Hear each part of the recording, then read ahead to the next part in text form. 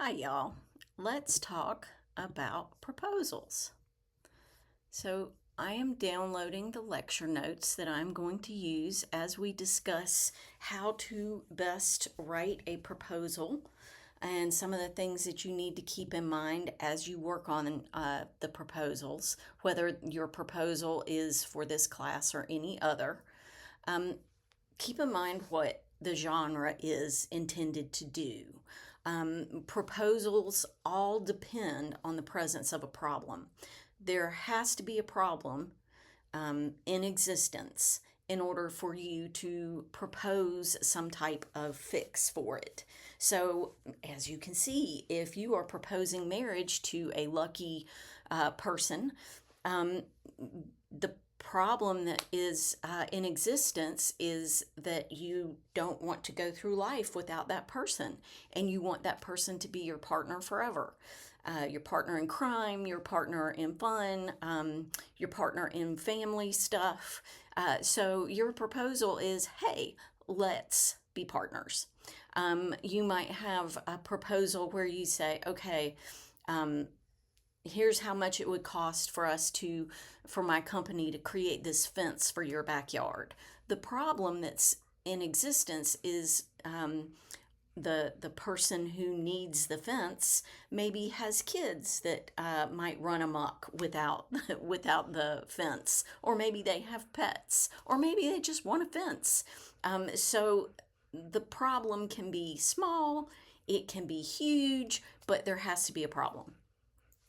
So, the first part of this process for your project for this semester is that you have to write a proposal. You'll need to have a problem in mind first, though. It needs to be complex enough to support the level of research and discussion that we're going to be doing.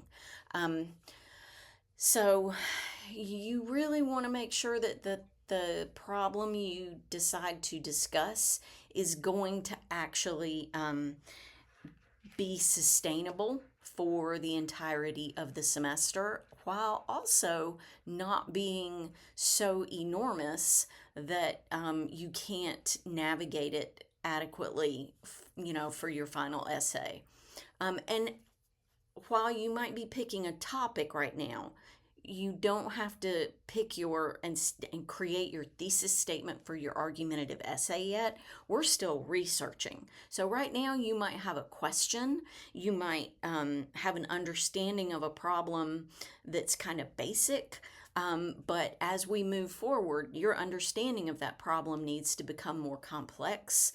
It needs to change. And when I say change, I don't mean that you need to change your mind. What that means is you need to gain a better understanding of the problem. If your understanding of the problem doesn't change over the course of your work and your research, then that means that your research is not sufficiently substantial and inquisitive. So let's see, what else do we have here? You'll have to be able to explain the problem in such a way that your audience will see a few things. That the problem is legitimately a problem. And not only is it legitimately a problem, it's a problem for them specifically. So you might lay out a problem that's a problem for you, and your reader might say, well, this doesn't impact me at all, and they're not going to care. So you need to make it clear that the problem is not just a problem for a few people, but the problem is a problem for everyone, or the problem is a problem for people who live in this neighborhood, or in this state, or in this country. The problem needs to have an identifiable fix, which you're going to discuss in your argumentative essay. You don't have to create the problem whole cloth. I mean, the fix for the problem whole cloth. You can discover the fix as you're researching and argue for that fix. You don't have to come up with a way to fix the problem, that's original. Although if you do that, that's pretty cool. As a proposal writer, you will offer factual evidence to show a problem exists and needs to be addressed. Then you will present and recommend one or more solutions, again providing evidence to show that your solution or solutions are viable. You're not limited to one fix. You might have a couple of solutions that you want to suggest. You'll need to think critically about problems and potential solutions. You'll need to know the difference between fact and opinion, and you'll need to be able to identify bias. So here are some questions that you might want to ask about your problems as they begin to pop into your head. And, once you've done the reading and you've watched this video, you might say, oh gosh, yeah, I want to write about this thing. And you know what you want to write about. Well, and then as you begin to think about it, maybe you do a little bit of basic research, and kind of consider some of these questions. You might say, oh gosh, I don't want to have to think about this for the whole semester. That's not what I want to do at all. So if that's the case, now is the time to determine that. Do a little bit of basic research. Determine what is or was the cause of the problem. What is or was the effect of the problem? And what makes this problem a problem for your audience specifically? What about the general public? Why should somebody who lives in Charlotte care about a problem that's taking place in Mooresville? How does it impact them? You also want to think about some questions related to any solutions that you might initially pop into your head, or that you might run across as you are doing research into the problem. Have solutions to this problem been proposed in the past? What are they? Why have the solutions proposed in the past succeeded or not succeeded? And who can put the solutions into action? This is a big one. Who is it that you actually need to be writing to? Who is your audience? Now, fact versus opinion. This is a sticky one these days. Some people seem to be under the mistaken impression that because they think something, that makes it a fact. No, that is not a fact. Facts are things that we can verify as being truthful and actual. People think that it's okay to go without vaccines. That is not okay. If you don't get your kids vaccinated, they will either get sick themselves with some very terrible diseases, or they will pass those diseases on to other people who really can't fight them off. So, when we're talking about facts, we are talking about things we know to be true, and we can point to academic scholarship, scientific work that shows that yes, indeed, this is the case, and it is important to get vaccinated or whatever. Opinions are personally held beliefs and hold no weight when it comes to backing up claims in academic writing. You can have the opinion that getting a vaccination is not a good idea, but that's an opinion. That's not a fact. Do not base your argument on concepts like it just feels true or I trust my gut. Your gut, while it might be absolutely correct, your gut is not a citable resource. An opinion is vital, however, when writing a proposal to solve a problem. You gotta have an opinion as to what the best proposal, what the best fix to the problem is when you're writing your proposal. Facts are statements that can be proven or whose truth can be inferred, which by inferred we mean it doesn't have to be explicitly stated, but instead we can understand that that's the truth just by what we have said. Like, for instance, we can't have our picnic today because it's raining. Well, the truth that can be inferred from that is that nobody really wants to sit outside and try to eat a sandwich when it's raining. So therefore, no picnic. So when we talk about inferring a truth, you are basing your understanding of the fact on the rest of the situation, but it may not necessarily be spelled out. Facts are indeed built on evidence and data. For instance, Americans born after 1996 are considered Generation Z. So, opinions are statements of belief or value. Opinions form the basis of recommended solutions. Facts are not necessarily better or more important than inferences. They serve different purposes. Facts provide information, and inferences give that information meaning. Like we're inferring from the picnic example, nobody wants to eat a soggy sandwich and sit outside in the rain. No, that's no fun. Inferences are conclusions based on a combination of facts and personal knowledge. For example, if you attend 5 different classes in 5 different academic departments and find no minority students in each class, you may infer that very few minority students attend the school. However, although your inference may seem reasonable, it is not a fact because you have not met all the students at the college, nor do you have access to enrollment figures. Sometimes inferences are all you have available. For example, statistics reflecting what quote-unquote Americans believe or do are only inferences about these groups based on information collected from a relatively small number of individuals. To be credible, inferences must be reasonable and based on factual evidence.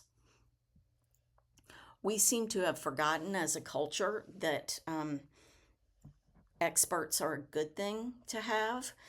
People go to school to be doctors and lawyers and to learn how to do things. That's why you're in school. I would imagine that you are not in school just for fun, but instead to become a little bit more expert in your area of interest, in your discipline. And so we need to go back to a time when expert opinion was valued more. Just because an expert says it doesn't necessarily make it true, but it makes it more likely. Expert opinion makes strong evidence. A forest ranger's testimony about trail damage caused by mountain bikes or lug-soled hiking boots reflects the training and experience of an expert. A casual hiker making the same observation is less believable. So when we're talking about the importance of expert opinion, whether it's in a proposal or in any other kind of research, we're talking about how to make your argument stronger. Personal testimony or informed opinion is based on direct personal experience. That's helpful. It's not quite, when we're talking about academic argument, it's not necessarily as strong as some other opinion and testimony might be. When someone has experienced something firsthand, their knowledge cannot be discounted easily. If you have been present at the mistreatment of someone, whether as the object or observer of the incident, your eyewitness testimony will carry weight. So, yes, eyewitness testimony, somebody who actually has experienced something, can be helpful. Don't depend solely on that. Here are the steps you want to take as you work on this proposal. Usually it is a recursive process that involves thinking and rethinking, writing and rewriting, and repeating steps multiple times as ideas develop and sharpen. If you want some extra credit on your proposal, send me an email and tell me what recursive means. Planning and organization. Your proposal will come together much more easily if you spend time at the start considering the rhetorical situation, which we're going to talk about some more, understanding your assignment, gathering ideas, gathering evidence, drafting a thesis statement, and creating an organizational plan. Then, when you kind of have an idea of what you want to do, then you sit down and start working. But don't forget, you can go back to that planning and organizational stage and make changes at any point and as many times as you want. Then you want to go through and review your draft. Get feedback from other people. For heaven's sakes, make use of the online tutoring service. You pay for it with your fees at the school, so you should get your money's worth. And then revise. After you get feedback from your readers, plan to revise. Give yourself time to go in and work on polishing and revising your proposal and anything else you write. So all of that information right there comes from this reading.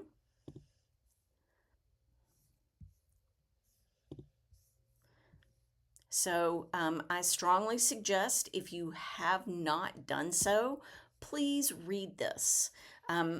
Certainly make sure that you check out the highlighted information. Make sure that you can define some of the critical terms that are in here and that sort of thing. So don't blow off the readings. They're very important. And you can use the reading, you can use the lecture notes, you can use my video as you take this quiz. I'm not going to show you the questions here. That would be silly. Okay, so that's proposals in a nutshell. I think probably in order to best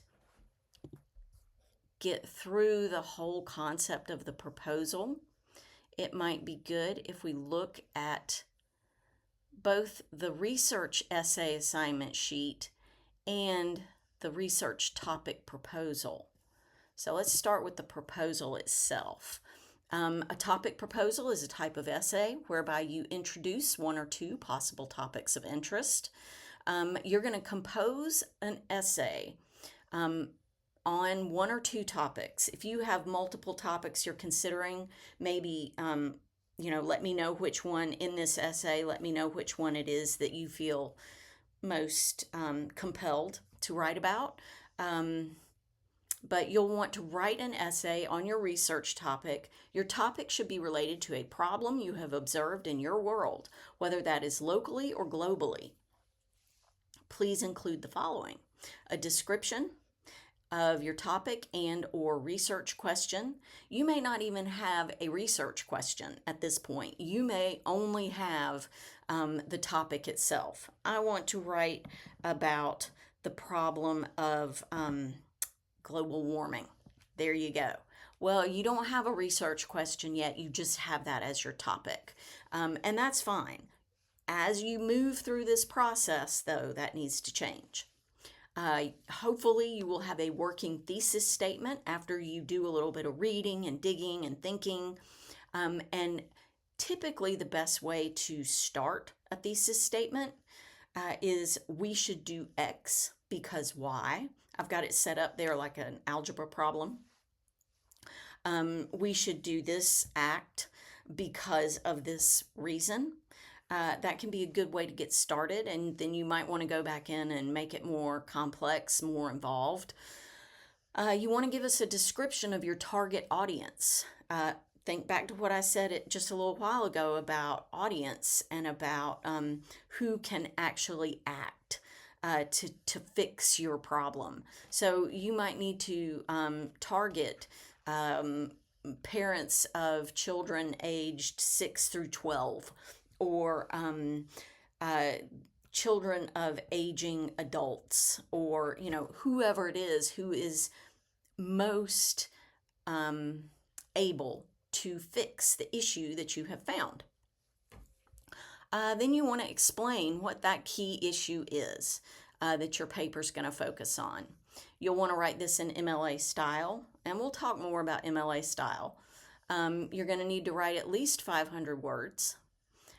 For this essay only, first person point of view is acceptable, but you do want to make sure that you keep this as close to formal academic language as is possible. I've got some links in here for MLA if you aren't 100% sure how to set that up. And if you do use the template in Word, make sure that you know how it's supposed to look, because sometimes it doesn't do it right. Now, in order to better kind of come up with a good topic, you probably want to look at the final essay.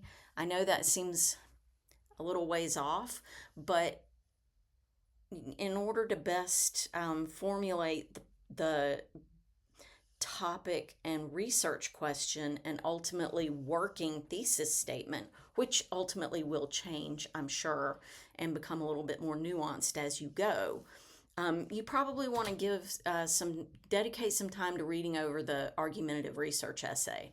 I'm not going to talk about it in detail, but I do think that it would be really smart for you to read through this so that you get an idea of how much detail you're going to need to provide in that final essay so that you can choose a topic that will allow you to do that. So as you can see, you're going to need to have at least 5 sources, and you're going to need to write at least 4 pages. So make sure that you look this over. All of these resources are found in one place, and that's right here in week 1.